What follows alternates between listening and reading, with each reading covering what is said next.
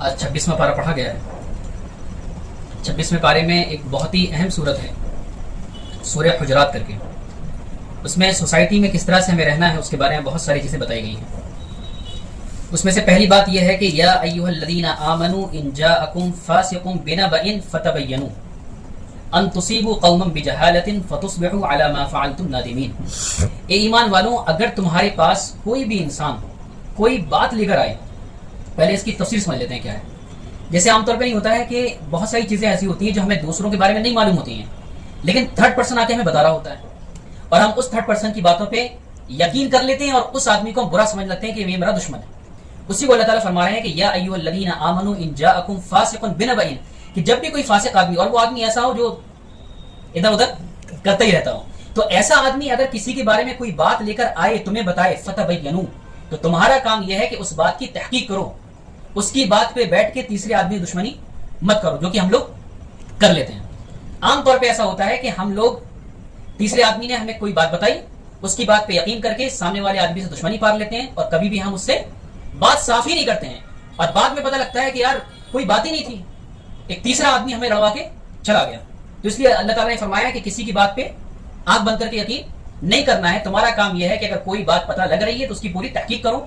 کہیں ایسا نہ ہو فتصبحوا علی ما فعلتم نادمین، کہیں ایسا نہ ہو کہ تم ایسا کام کر لو جس کی وجہ تمہیں بعد میں افسوس ہو۔ تو پہلی بات یہ ہو گئی کہ جب بھی ہمیں کوئی بات کوئی بتائے تو ہمیں اس بات کی تحقیق کرنی ہے، اور اگر اس بات کو ہمیں ایسی چھوڑنا ہے تو چھوڑ دیں، لیکن جس کے بارے میں بتایا ہے اس کے بارے میں دشمنی نہ بنے۔ آگے چل کے فرمایا یا ایھا الذین آمنوا لا یسخر قوم من قوم عسى ان یکونوا خیرا منهم ولا نساء من نساء عسى ان یکن خیرا منهن۔ اے ایمان والو، تم میں سے کوئی کسی کا مذاق نہ بنائے، اے ایمان والو تم میں سے کوئی کسی کا مذاق نہ بنائے، اور نہ ہی کوئی عورت کسی کا مذاق بنائے، کہیں ایسا نہ ہو جس کا تم مذاق بنا رہے ہو وہ اللہ کے نزدیک تم سے زیادہ بہتر ہو، اس لیے کسی کا مذاق نہیں بنانا چاہیے۔ کوئی ہمیں عجیب سا دکھ رہا ہے، پتہ نہیں اللہ کے یہاں کتنا قبول ہے، اور ہم جو دین کا کام کر رہے ہیں پتہ نہیں اللہ قبول کر رہے ہیں نہیں کر رہے ہیں، تو اس لیے کسی کا مذاق نہیں بنانا ہے، کہیں ایسا نہ ہو وہ ہم سے بہتر ہو۔ یا ایھا الذین آمنوا لا یسخر قوم من قوم عسى ان یکونوا خیرا منهم ولا نساء من نساء عسى ان یکن خیرا منهن ولا تلمزوا انفسکم ولا تنابزوا بالالقاب۔ دیکھو کسی کو برے لقب سے مت پکارو۔ لوگ عادت نہیں ہو جاتی، وہ گاؤں وغیرہ میں کسی کا نام رکھ گیا، اب بیچارے کا جو اصل نام ہے وہ نام کسی کو نہیں پتا، لیکن جو اس کا نام چڑھانے کے لیے رکھا گیا تھا، پپو گڈو پھلا ڈمکا جو بھی ہوتا ہے نا، اب اس بیچارے کا اصل نام نہیں پتا اور سب اس کا جو چڑھانے والا نام تھا اسی نام کو لینے لگے۔ تو یہ ایک ایمان والے کا طریقہ نہیں، اللہ فرما رہے ہیں ولا تنابزوا بالالقاب، دیکھو کسی کو برے لقب سے مت پکارو۔ بئس الاسم الفسوق بعد الایمان، ایمان لانے کے بعد گناہ کا کام کرنا اچھا کام نہیں ہے، ایمان لانے کے بعد آپ کو نیک ہونا چاہیے۔ آگے اللہ تعالیٰ فرما رہے ہیں پھر وہی والی بات ومن لم یتب فاولئک هم الظالمون، کہ دیکھو جو توبہ کر لے گا اس کے اوپر کوئی گناہ نہیں ہے، مرنے سے پہلے جس کو سمجھ میں آ گئی وہ کامیاب ہو جائے گا، اور جو توبہ نہیں کرے گا وہ ظالموں میں سے ہوگا۔ آگے اللہ تعالیٰ فرما رہے ہیں کہ یا ایھا الذین آمنوا اجتنبوا کثیرا من الظن، ایمان والوں بہت زیادہ گمان کرنے سے بچو۔ ہماری کسی سے لڑائی چل رہی ہے اور ہم کھڑے ہوئے ہیں، وہ آدمی کسی سے کوئی بات کر رہا ہے، ہمارے دماغ چل رہا ہے ہماری برائی کر رہا ہے، اب یہ دماغ میں فطور آ گیا، اب ہم اس کے بارے میں بس گمان کرتے رہیں گے۔ اللہ نے فرمایا کہ گمان سے بچو، ان بعض الظن اثم، کیونکہ اکثر جو گمان ہوتے ہیں وہ گناہی ہوتے ہیں، غلطی ہوتے ہیں۔ ولا تجسسوا، اور دیکھو کسی کے ٹوہمے مت پڑو، کون کیا کر رہا ہے کون کیا نہیں کر رہا ہے۔ عام طور پہ جو چھوٹی جگہ ہوتی ہیں یہاں پہ بڑی فکریں رہتی ہیں، ان کا بیٹا کیا کر رہا ہے، ان کی بیٹی اپنی بیٹی کیسی جا رہی نہیں پتا، ان کی بیٹی کس کے ساتھ گئی، کیا گئی، کہاں گئی، ان کا بیٹا کس طرح سے پڑھ رہا ہے، سب کی ٹوہمے لگے رہنا ہے۔ کچھ لوگ ہوتے ہیں گاؤں وغیرہ میں، ایک ان کی جو ہے مجلس لگتی ہے رات کے ٹائم میں، پورے محلے کی باتیں چلتی ہیں، پورے محلے کے باروں میں جو ہے برائیاں چلتی ہیں، وہ ایک جگہ ہوتی ہے ان کی ہے۔ تو اللہ فرما رہے ہیں ولا تجسسوا، کہ کسی کے ٹوہمے مت لگو، کسی کے عیب کے پیچھے مت لگو۔ ولا یغتب بعضکم بعضا، اور دیکھو غیبت مت کرو۔ بیک بائٹنگ یہ ایسا گناہ ہے، اتنا زہریلا گناہ ہے، نہ میں پاک ہوں نہ آپ پاک ہیں نہ کوئی بھی پاک ہے، مسجدوں کے اندر ہو رہا ہے، خانقاہوں کے اندر ہو رہا ہے، دینی جگہوں کے اندر ہو رہا ہے، دین کا کام کرتے ہوئے ہو رہا ہے، جبکہ اللہ کے نبی فرمایا صلی اللہ علیہ وسلم کہ الغیبۃ اشد من الزنا، کہ غیبت زنا سے بدتر چیز ہے۔ بھائی کوئی زنا کر لے، ریپ کر دے، کتنا سمجھتے ہیں بھائی کتنا گندا آدمی ہے، اور غیبت کر رہے ہیں ہم لوگ، جبکہ اللہ کے نبی فرما رہا ہے کہ زنا سے بدتر چیز ہے۔ اللہ معاف فرمائے نہ کوئی محفوظ نہیں ہے اس سے۔ ہر پیر ذوالفقار نہیں، ابراء الحق صاحب رحمۃ اللہ علیہ ہردوئی کے بزرگ تھے، فرماتے تھے غیبت سے بچنے کا تو ایک ہی طریقہ ہے کہ آپ پیٹ پیچھے کسی کی تعریف بھی مت کرو، پیٹ پیچھے تعریف کرو گے تو چار لوگوں میں سے کوئی ایک ہوگا ارے ہمیں پتا ان کے بارے میں، اب ہو گئی شروع۔ اس لیے پیٹ پیچھے آپ کسی کی بات ہی نہ کرو تو آپ غیبت سے بچ سکتے ہو، ورنہ یہ اس شدید گناہ سے آپ نہیں بچ سکتے ہو۔ اللہ کے نبی نے فرمایا کہ غیبت کرنے والا اللہ تعالیٰ اس کو لوہے کے ناخن دیں گے اور وہ اپنے چہرے کو نوچے گا۔ اور ایک دوسری صورت میں فرمایا گیا کہ ویل لکل ہمزۃ لمزہ، کہ برباد ہو جائے ایسا شخص جو منہ پہ تانے مارتا ہو اور پیٹ پیچھے برائیاں کرتا ہو۔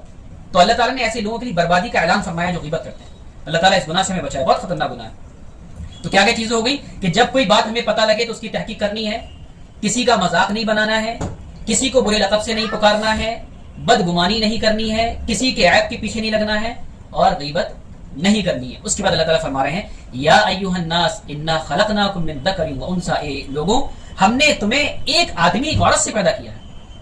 آدم اور حوا سے پیدا کیا ہے، وقبائل لتعارفوا، اور جو الگ الگ قبائل میں تقسیم کیا ہے، کوئی انصاری ہے، کوئی قریشی ہے، کوئی کچھ ہے، کوئی کچھ ہے، تو صرف ایک پہچان کے لیے ہے، یہ لڑائی کے لیے نہیں ہے کہ شیخ صاحب ہیں تو جنت میں جائیں گے،